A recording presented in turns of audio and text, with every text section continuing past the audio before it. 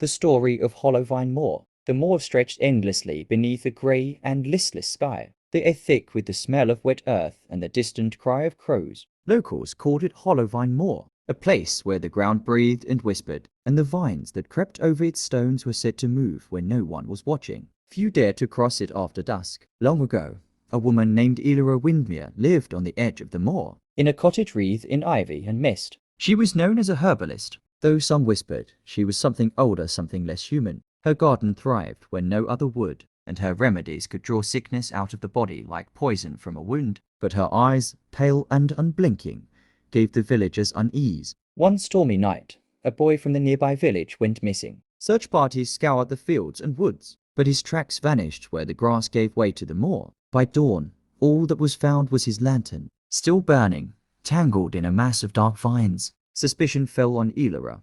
The villagers gathered at her door, demanding answers. She denied harming the boy, but warned them, "The moor takes what it wants. It is older than your names, older than your prayers."